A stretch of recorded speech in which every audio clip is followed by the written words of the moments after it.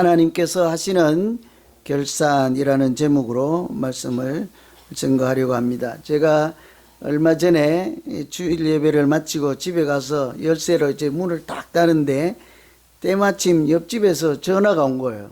계속 울려서 받으니까 옆집 아저씨인데 뒷마당에 얼른 가보라는 거예요. 물이 하루 종일 새고 있다. 그래서 얼른 불이 나게 가봤더니 아니나 다를까 호스는 이제 열려 있고 수도꼭지는 틀어져 있고 그 중에 연결된 호스가 터져 가지고 그냥 수도가 그냥 폭포같이 이렇게 막 있는 거예요. 그래서 얼른 이렇게 조치를 취하고 알아봤더니 제가 새벽에 뒷마당에 나갔다 왔거든요. 근데 괜찮았어. 근데 언제부터 그랬을까 했더니 제가 출발하자마자 아마 물이 터졌나 봐요. 아침부터 그랬대요. 근데 그리고 오후 한 3시나 돼서 집에 갔으니까 하루 종일 그냥 수돗물이 터져가지고 이웃집에 물난리가 났을까 봐 걱정돼서 또 얼른 또 옆집으로 돌아갔더니 그 마당도 물난리가 난 거예요. 그래서 야, 이게 큰일이다 싶었는데 더 큰 걱정은 뭡니까? 이게 앞으로 DWP에서 2달마다 날아올 정산 있잖아요. 그 날이 무서운 거예요. 그래서 여기저기 알아봤더니 자기 집은 1,000불이 나왔대. 1,000불 한 달에. 그런 일이 있어서 그거 어떻게 해요? 그날부터 이제 집에서 세수도 못하고 화장실도 줄이고 화초에 물은 어떻게 줘요? 물값을 어떻게 낼 거냐고. 화초에 물도 안 주고 마당에 물도 안 뿌리고 이렇게 이제 물이란 물은 이제 무서운 거죠. 안 쓰는 거죠. 이제 2달 동안 마음을 졸이면서 청구서 결산하고 정산해서 날아오는 고지서만 조마조마하게 기다리는 거죠. 이 물값이 얼마나 나올지 그 결산되어서 올 때까지 마음을 놓을 수가 없는 거예요. 그래도 물값이야 뭐 오면 내면 되지 않겠습니까? 안 내면 뭐 나누어 내든지 뭐 안 되면 뭐 잡아가라고 하든지 하면 될 텐데 이 믿음 생활 하는데도 우리가 만일에 이와 같이 정산하는 때가 있고 결산하는 때가 있다 하면 어떨까 하는 생각이 드는 거예요. 특히 이제 오늘 말씀을 계속 한 주간 묵상하는데 그 수도 정산했을 때 당시에 얼마나 조마조마했겠어요. 불안에 떨고. 그리고는 마음만 떨고 있는 게 아니라 실제로 물을 안 썼다니까요. 물도 안 먹고 세수도 안 하고 눈곱만 띄고 화장실도 안 가고 오죽했으면 그렇게 벌벌 떨고 있었겠냐고요. 그때 그 마음하고 오늘 말씀을 읽으니까 하나님도 결산하고 정산할 때가 있다는데 그 소리를 읽었을 때 제가 느끼는 마음하고 여러분 어느 것이 막 이렇게 심각하게 피부에 와닿을까요? 막 가슴을 조마조마할까요? 여러분은 어떠세요?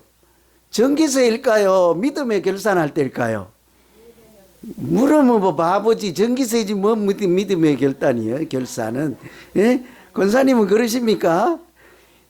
우리 피부로는 우리 인생의 전기세든 뭐든 이런 거는 얼른 다가와서 막 많이 나올 것 같으면 조마조마하고 세수도 안 하고 물도 아끼고 하는데 이 말씀을 자꾸 읽어도 하나님께서 믿음의 결산할 때가 있다고 하는데 여러분 어때요? 좀 이렇게 마음이 좀 이렇게 좀 걱정은 좀 되십니까? 어떠세요, 여러분? 저 궁금해서 그래요. 우리 젊은이들이야 뭐 아직 살 날이 많다 하는데 여기 90대이신 분들도 계시잖아요. 우리보다는 훨씬 빨리 정산할 텐데 맨 앞에서 계시잖아요.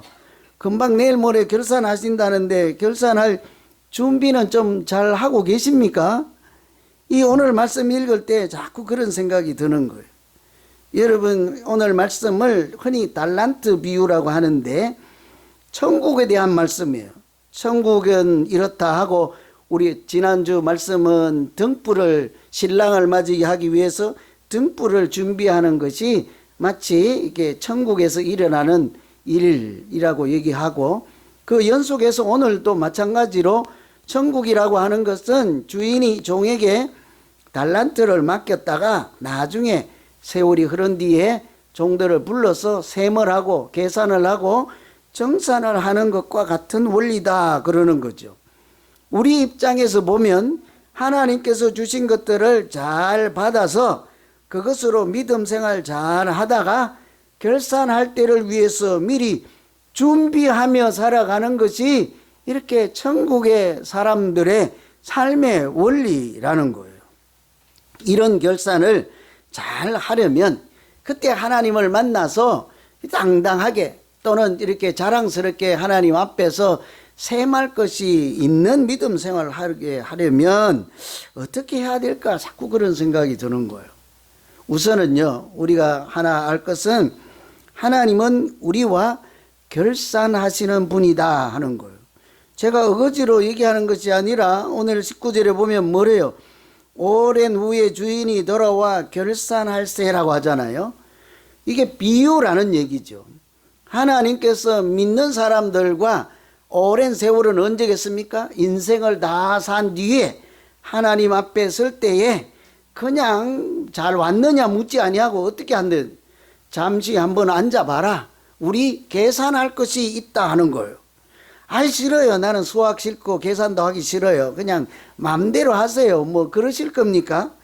그래도 하나님이 자꾸 앉아보라 하면 어떻게 할 거예요? 수돗물이 터진 것은 하루 종일 넘쳐서 이렇게 물새가 많이 나올까, 그 회사에서 정산할 날만 생각하고 조심하는 마음도 있고 아껴 쓰는 마음도 있는데, 믿음에 대해서 결산한다 할 때도 전기세 걱정하는 것보다 수도세 걱정하는 것보다는 조금은 더 해야 되지 않겠습니까? 그죠? 그거보다는 조금 더 심각하게 받아들여야 하지 않겠냐고요. 우리가 천국에 가면 하는 일들이 여러 가지 있겠지만 거룩하다 하고 하나님 보좌 우편에서 찬양하고 여러 가지가 있겠지만 틀림없이 분명하게 일어나는 일은 하나님은 만나게 될 것입니다. 그죠? 하나님도 안 계신 곳에 가실 것입니까? 가셔도 하나님은 안 만나실 것입니까? 그냥 거기서도 산천초목이 좋고 화려하고 금은 보화가 휘황찬란한 이 산천 구경만 하실 것입니까? 그래도 그곳은 아버지의 집이요. 하나님을 우리가 아버지라고 부르고 아버지 집에 갔는데 어떻게 하실 거예요? 추석날 땡스기빙 데이에 아버지가 계신 본가에 왔는데 그 아들이나 딸이 아버지는 인사도 안 하고 찾지도 아니하고 가방만 갖다 놓고 놀러 가거나 옆집에 놀다 갈 때 안녕히 계세요 하고 하면 뭐라고 합니까? 그러진 않는다고요. 우리가 가는 목적 자체가 거기 집에 가는 것이 아니라 친구를 보러 가는 것이 아니라 어떻게 해요? 아버지를 뵙기 위해서 가는 거잖아요. 천국에 가도 틀림없이 우리 모두 하나님을 찾게 될 것입니다. 하나님을 만나는 것이 우리에게 얼마나 큰 영광이겠습니까? 그죠? 아무도 뭐 만나고 싶은 생각이 없는 표정이긴 한데 걱정인데 그죠? 거기 가면 하나님이 뭐라고 하시겠어요? 그냥 수고했더니 우리가 인생을 수고하고 무거운 짐진 자들아 하듯이 네가 참 지구에 가서 수고했구나 고생했구나 아무리 그렇다 할지라도 그냥 평안히 지어라 가서 놀거라 이렇게만 끝나지 않는다는 거예요. 하나님께서 놀기 전에 찬양하기 전에 잠시 좀 보자 하고는 뭘 하신대요? 오늘 말씀에 따르면 뭐래요? 잠시 셈을 한번 해보자, 계산을 해보자, 결산을 해보자 이렇게 말씀하신다는 말씀이죠. 만일 우리가 그때에 평소에 우리가 하나님 앞에 가면 결산한다는 생각을 한 번도 안 한 사람들은 당황스러울 거예요. 아니요, 나는 그런 생각을 해본 적도 없고 준비한 일도 없는데 무슨 계산이요? 나는 세상에서 다 하고 왔는데요, 계산을. 여러분, 세상의 삶도요, 계산 잘해야 돼요. 계산 잘해야 돼요. 셈하실 분들이 여러분 들어 계시지요, 그죠? 저도 뭐 밥 사드렸는데 아직도 안 사주는 분 계속 셈할 날을 기다리고 있어요. 여러분 중에도 그럴 거예요. 저한테 밥 사주고 아직 이제 받아 잡술 생각을 하고 계산을 하고 있는데 제가 잊어먹은 분들은 알려주세요. 여러분, 돈 빌리고 계산을 해야지 제정신인 사람으로 살지 않습니까? 빚을 빌렸으면 돈을 빌렸으면 무슨 계산을 해야 돼요? 갚는 계산을 반드시 해야 되죠. 그래야 우리가 경우 바른 사람이라고 하고 그래도 그 사리에 분별력 있는 사람이라고 하죠. 사람들하고도 계산 잘해야 돼요. 돈만 계산하는 것이 아닙니다, 여러분. 사랑에 빚진 자들 있잖아요. 그 사랑도 잘 갚는 계산 잘 하셔야 돼요. 맨날 받아 먹기만 하고 배고파 주라 하고 이렇게 하면 그것도 계산을 잘못하는 거예요. 은혜 받은 사람들도 은혜 갚는 계산 잘해야 돼. 인간 세상에서도 그런 계산을 잘하는 것이 잘 사는 것인데 하나님 앞에서는 어떨까요? 하나님이 계산하자 그러면 아이 난 몰라요. 난 계산하는 건 귀찮아요. 그런 건 딴 사람 확인하고 하세요. 이럴 수가 없는 노릇인 거예요. 여러분, 그래서 잘못하면 우리가 전혀 이런 생각을 하지 않고 하나님을 만나서 얘야 잠깐 보자, 계산 좀 먼저 하자 하면 이게 당황스럽고 어떤 분들은 지금 이런 말씀을 들으면 걱정이 태산이죠. 지금 뭐 연세가 90이고 100살이 다가오는데 한 번도 지금까지 계산할 생각, 하나님 앞에서 결산할 생각을 안 했으니 준비한 것도 없고 지금 뭐 어쩐다는 거예요. 지금 걱정이죠. 여러분 너무 걱정할 필요가 없습니다. 웬고하니요, 하나님은 우리에게 너무 많은 것을 주셨어요. 우리 인생을 살고 믿음을 살아가는데 필요한 너무너무 많은 것을 주셔서 그것으로 얼마든지 열심히 살면 하나님 앞에 가서 내놓을 인생의 보따리가 있게 마련인 거예요. 오늘 말씀에도 보면 종들에게 뭐래요? 5달란트, 2달란트, 1달란트를 줬잖아요. 거기 보시면 한 사람에게도 빼놓고 주지 않았습니다. 이 중에 우리 중에 하나님이 아까 제가 우리가 인생을 살고 믿음 생활하는데 필요한 것들을 과분할 정도로 많이 주셨습니다. 근데 왜 한 명이라도 아멘 좀 하세요. 아이 참 제가 하나님 앞에 죄송해서 그래. 하나님 앞에 여러분 뭐 좀 없어요 받은 게? 그 오늘 말씀에 보면 다 불렀어요. 5개, 2개, 1개 줬잖아요. 빼놓고 준 사람은 한 명도 없어요. 그 말씀은 여기 우리 많은 분들 중에 하나님께서 믿음 생활하고 지구촌에서 사는데 필요한 것들을 하나도 주지 않고 빼놓은 사람 한 분도 없습니다. 우리 모두에게 충분하고 과분할 정도로 많이 주셨죠. 잘 몰라서 좀 답이 없는 것 같아서 제가 생각해 봤어요. 그럴 줄 알고. 우리에게 하나님이 목숨을 주셨습니다. 생명을 주셨습니다. 그렇게 이렇게 꼭 나열을 해야지 아멘을 하십니까? 여러분 우리에게 몸을 주시고 건강도 주셨습니다. 80 넘으신 분들은 아멘을 크게 하세요. 옛날 같으면 어디 지금 80을 그냥 그죠? 90은 맞아 하늘이 떠나가도록 해야 돼. 아멘. 하나님이 주셨지 내가 뭐 잘해서 건강하십니까? 하나님이 목숨도 주시고 건강도 주시고 재능도 주시고 가족도 주시고 친구도 주시고 예수사랑 비전교회도 주시고 또는 어떤 성가대처럼 찬양의 은사도 주시고 재물에 대한 노하우도 주시고 재물을 관리하는 능력도 주시고 봉사의 능력도 주셔서 이루 헤아릴 수 없는 것들을 우리에게 주셔서 하나님께서 주신 것으로 우리가 잘 쓰고 누리면서 지금까지 아까 찬양 공목이 뭐였어요? 주의 뭐래요? 주의 은혜라. 그냥 뭐 콩나물만 부른 거 아니죠? 마음으로 하신 거죠? 지금까지 살아간 것이 주의 은혜라. 그래서 여러분은 박수도 중간에 치고 중간에 아멘도 하시잖아요. 그죠? 다 우리가 공감하지 않습니까? 이 하나님께서 우리가 살아가는데 믿음 생활하는데 필요한 것을 너무너무 많이 주셔서 하나님 앞에 가서 드릴 것이 말씀드릴 것이 없다 할 분은 한 명도 없는 거예요. 헤르만 리델 보스라는 사람이요 이렇게 얘기를 했어요. 오늘 이 말씀은 우리에게 주신 것들 은사를 잘 써야 한다는 도덕적 교훈이기도 하지만 그것이 전부가 아니라 정국이 도래했을 때에 하나님을 만났을 때에 인생의 결산을 해야 한다는 각성 속에서 사는 것, 그런 종말론적인 말씀이다 그랬어요. 무엇을 잘 쓰고 안 쓰고 이런 것을 떠나서 우리 믿음이나 우리 인생이라고 하는 것은 하나님 앞에서 결산할 때가 있구나 하는 것을 생각하며 사는 것이 하나님 앞에서 살아가는 믿음의 사람들이라 하는 거죠. 오늘 우리가 이 말씀을 새롭게 읽었잖아요. 모처럼 또 읽었잖아요. 그래서 우리에게 주신 것이 많다 하는 사실을 먼저 깨닫고 그것으로 하나님과 마주 앉아서 결산할 때 부끄럽지 않도록 내놓을 것이 있는 우리 모두의 믿음 생활과 인생이 되기를 간절히 기원합니다. 두 번째, 하나님은 얼마나 노력하는지, 얼마나 성실한지를 보십니다. 절대적인 양이 많은지, 누가 1등인지 이런 거 따지지 않는다고요. 오늘 말씀 23절에 보시면 그 주인이 이르되 잘하였도다 착하고 충성된 종아, 네가 적은 일에 충성하였음에 많은 것을 내게 맡기리니 주인의 즐거움에 참여할지어다. 여기 보면 잘했다, 잘했다, 착하고 충성된 종아 그러잖아요. 적은 일에 충성하였다 하잖아요. 누구에게 그렇게 했습니까?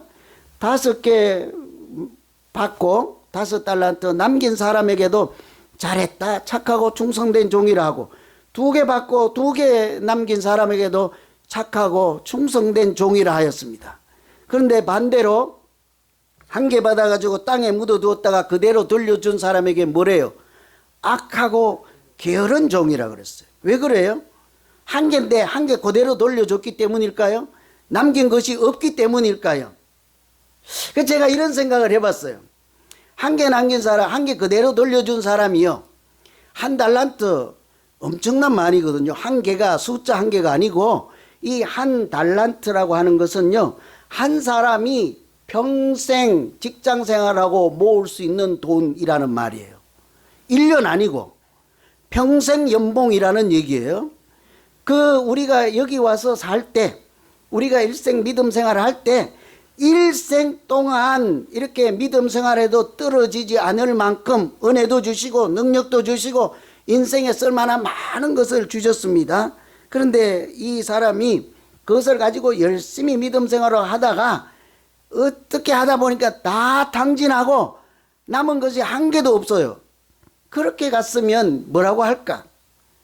1개 받았다가 땅에 묻어둔 사람하고 1개 받아서 열심히 쓰다가 어찌하다 보니 남기지도 못하고 빈손으로 하나님께 간 사람이 있어요. 하나님이 빈손으로 열심히 쓰다가 빈손으로 간 사람은 더 악하고 게으른 종이라고 할까? 여러분 어떻게 생각하세요? 아닐 것 같죠, 그죠? 저도 아니라고 생각해요. 네가 내가 준 것으로 열심히 살았구나. 지금 당장은 남은 것이 없는 것처럼 보일지라도 네가 베풀고 쓰고 한 것들로 또 다른 사람들이 하나님을 알게 되고 믿음 생활을 하게 되어서 그들이 열매를 얻지 않겠느냐? 잘했다, 착하고 충성된 종아 하지 않겠냐고요. 무엇이 다릅니까? 땅에 파 묻어 놓은 그 자체가 잘못이라는 거죠. 하나님이 주신 것을 귀하게도 쓰지 못하고 하나님이 주신 의도나 목적도 알지 못하고 그냥 하나님이 그냥 그 하나 잃어버리면 큰일 야단칠 줄 알고 묻어둔 것이 잘못된 거예요. 주실 때 하나님이 무슨 생각으로 줬겠습니까? 그것으로 가서 열심히 살아라, 열심히 믿음 생활하라, 열심히 전도해라, 열심히 찬양하고 봉사도 하라, 하나님의 사람 자녀답게 살라고 주신 것을 묻어놓고 그것을 쓰지 못하는 믿음 없음을 하나님이 책망하지 않겠습니까? 흔히 우리가 하는 말이 있습니다. 99881234라는 말이 있어요. 여러분 다 아세요? 연세 드신 분들은 알잖아요. 99881234가 여러분의 소원이라면서 뭘 그래요? 99살까지 팔팔하게 살다가 1, 2 하루 이틀 아프다가 3일 1, 2, 3일째 아프고 4일째 죽어야 되나 어떻게 되나? 1, 2, 3일째까지 팔팔하다가 그죠? 그 하루 이틀 아프고 3일째 사는 죽는다는 얘기예요. 우리 예수 믿는 사람들은 이런 거하고는 너무너무 다른 사람들이에요. 우리는 99881234라는 것을 생각하지도 말아야 하는 사람들이에요. 왜냐하면 예수 믿는 사람은 건강하게 그 자체가 목적이 아니거든요. 하나님이 우리에게 맡겨주신 많은 것들을 가지고 잘 사용하고 그것을 세상을 이롭게 하고 하나님 나라의 영광을 돌리고 하나님을 기쁘시게 하는 우리를 이 땅에 보내신 하나님의 귀하신 목적이 있다고요. 그것을 소명이라고 하든지 사명이라고 하든지 하나님이 우리에게 맡겨주신 이유가 있을 거잖아요. 그러면 열심히 쓰고 열심히 사는 것이지요. 그러다가 보면 건강을 잃기도 하고 연약해지기도 하고 때로는 안 좋은 일도 실패도 경험하잖아요. 그럼에도 불구하고 약함 중에 강한 되시는 하나님을 찬양하고 연약할수록 우리에게 더욱 가까이 와서 함께 하시는 하나님을 찬양하며 사는 것이 오히려 내 육지는 연약할지라도 하나님 앞에 부끄럼도 없을 뿐 아니라 행복한 인생 믿음 생활이 될 줄로 믿습니다. 9988 1234는 우리하고는 아무 상관이 없어요. 예수 믿지 않는 하나님 없는 사람들이 건강이 그냥 오로지 목적인 사람들이지. 여러분, 우리는 건강하기 위해서 사십니까? 하나님께서 영광을 돌리고 하나님이 주신 인생의 목적대로 사명대로 사는 것이 우리의 인생이지 않겠습니까? 그러면 오히려 반대로 건강 주실 줄로 믿습니다. 90세까지 건강하신 분들이 그냥 건강한 거 아니에요. 믿음 생활 잘하고 하나님의 자녀답게 사니까 이 땅에서 마지막 날까지 예배도 드리고 마지막 날까지 건강하게 그렇게 하나님이 은혜를 주시는 줄로 믿습니다. 이제 우리 구심 잡수신 우리 장로님 그냥 아멘 크게 하셔야 돼요. 그죠? 하나님의 은혜 주신 거예요. 여러분, 사렙다 가부 이야기가 있잖아요. 가난한 가부가 하나님께 헌금을 드리는데 2렙돈 드렸다는 것은 동전 2개 드린 거예요. 근데 하나님 뭐래요? 하나님은 절대적인 양을 안 보신다니까요. 적은 중에 가난한 중에도 너의 전부를 드렸다 하고 많은 것을 드렸다 하잖아요. 우리가 어떻게 하나님 앞에서 그 과정을 보시고 열심히 사는지, 이렇게 순종하면서 사는지, 전심으로 하나님을 찾으면서 사는지, 이런 과정을 하나님이 보신다고요. 어떻게 우리가 전부 다 1등을 하겠습니까? 어떻게 우리가 다 우승을 하겠냐고요. 하나님은 우리를 하나님 앞에 일렬로 줄 세우시는 하나님이 아니라는 말씀이죠. 받은 것으로 최선을 다하면 누구에게든지 하나님은 착하고 잘했다, 충성된 종이라고 하실 줄로 믿습니다. 일타 강사라고 하는 유명한 강사 한 분 계세요. 이지영 강사라는 분인데, 이분은 고등학교 선생님을 하다가 학원 강사로 전향을 했어요. 그런데 이게 얼마나, 한 수강생이 400만 명 정도 돼. 400만 명. 이게 5천만 명을 전 국민으로 치면 400만 명, 500만 명을 치면 그 강의를 안 듣는 사람 없다고 보면 되는 거죠. 이 1년에 연봉이 100억입니다. 100억. 100만 불이 아니고 100억이에요. 그래서 이분이 수백억을 가진 재벌이 된 거예요. 자기 몸 하나로. 자기 인생으로. 그렇게 돼서 이분이 조교가 많아요. 조교. 보조하는 선생들이 있어요. 자기를 돕는 조교들이 있는데, 그 조교로 뽑히려면 전국에서 수능 만점 받아야 조교에 지원할 자격을 주는 거예요. 만점 받는 천재들을 자기 수하에 부리는 사람, 얼마나 대단해요. 재벌이죠. 그런데도 불구하고 이분이 24시간이 모자랄 정도로 분주하게 뛰어다니는 거예요. 자기 건강을 돌보지 않고 그냥 1년에 책을 수십 권씩 집필하면서 그 학교 강의만 하는 게 아니에요. 기업체 삼성전자나 어디 안 가는 곳이 없어요. 공무원들이 모인 곳이나 어디 안 가는 곳이 없어요. 가서 그들에게 용기를 주고 위로를 하는 이런 강의를 하는 유명한 분이 있어요. 이분이 재벌인데다가 성공도 했지. 그래서 이제 간혹 힐링을 하기 위해서 요트를 사놓고 배에 가서 쉬기도 하고 이런 분인데, 가서 강의를 하면 항상 묻는 질문이 있습니다. 뭔지 아세요, 여러분? 당신 죽을 때까지 써도 다 못 쓰고 죽는다. 뭘 그렇게 뛰어다니고 분주하게 살고 새벽에 일어나고 조교를 여러 명 두고 그렇게 바삐 사느냐. 건강 잃으면 다 꽝이다, 꽝. 그때 뭐라고 하는지 아세요? 이 대답 때문에 이분을 소개해 드리는 거예요. 제가 더 가지려고만 한다면, 가지려고 하는 생각이라면 이 일을 감당할 힘이 없습니다. 더 많은 재물을 모으기 위해서 이 일을 한다면 이 일을 내가 감당해낼 수가 없다. 내가 하는 일로 세상을 이롭게 하고 누군가를 위해서 유익한 일을 하며 좀 더 나은 세상을 만들어 가는데 내가 조금이라도 기여할 수 있다면 이 일을 계속 해야 되지 않겠습니까? 제가 이 이야기를 들으면서 이분의 종교는 모르지만 한 예수 믿는 사람들이 참 부끄럽다 하는 생각이 든 거예요. 여러분, 우리가 아무리 힘이 들고 뭐 어쩌고 할지라도 그것이 하나님이 나에게 맡겨주신 것이고 그것을 잘 사용하시기를 바라고 천국에 와서 계산하기를 바라신다면 죽을 힘을 다해서 하나님이 부르시는 그날까지 최소한 성실히는 살아야 되지 않겠습니까? 열심히 순종으로 살아야 할 줄로 믿습니다. 우리는 멀쩡하게 생겼지만 뇌성마비가 걸린 장애인 시인 다 아시잖아요. 뇌성마비라는 것은 뇌의 고장이 생겨서 손발이나 다리나 이런 것을 움직일 수가 없는 거예요. 자유롭지 못한 거예요. 우리는 뛸 수 있지만 그분은 뛰지도 못해요. 우리는 밥도 잘 먹을 수 있으면 그분은 그것도 안 돼요. 그런데도 그분은 하나님을 뭐라고 하는지 아세요? 공평하신 하나님이래요. 왜 그래요? 내가 봐도 나에게 남이 가진 것이 없습니다. 자기를 두고 나는 남이 가진 것 없잖아요. 건강이 없잖아요.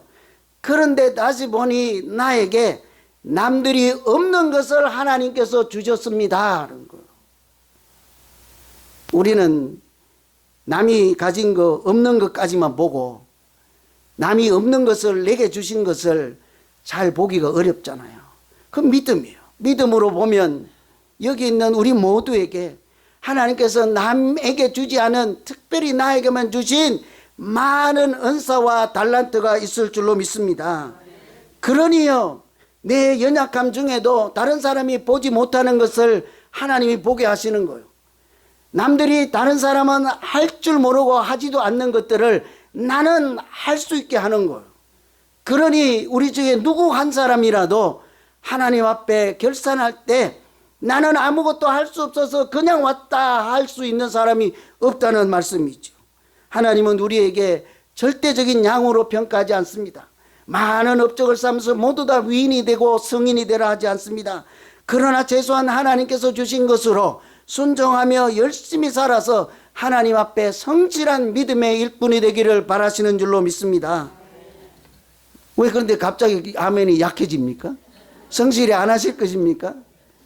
여러분, 마지막으로 한번 살펴봐요. 하나님이 나에게 주신 것 없다 할 수도 있어요. 나는 이제 끝났다 할 수도 있어요. 나 이제까지 다 했다. 젊었을 때 이제는 졸업할 수 있습니다. 방학이라고도 할 수 있습니다. 여기까지라고도 할 수 있습니다. 그러나 하나님은 우리에게 공평하게 주셨습니다. 모두에게 이 땅에서 살아갈 충분한 달란트 과분할 정도로 주셨습니다. 결산할 때가 오면 그때 하나님 앞에서 내 인생이 여기 있습니다. 내 믿음 생활이 여기 있습니다. 특별히요, 예수사랑 비전교회에서 했던 내 믿음 생활의 기록이 여기 있습니다 하고 그 자리에서 아름다운 우리 인생의 보고서를 내밀 때 오늘 하루, 내일 하루가 그 보고서의 아름다운 추억으로 아름다운 한 줄로 표현되는 우리 믿음 생활, 복 있는 믿음 생활이 되기를 간절히 기원합니다. 기도하겠습니다. 하나님 아버지, 그냥 믿음 생활 막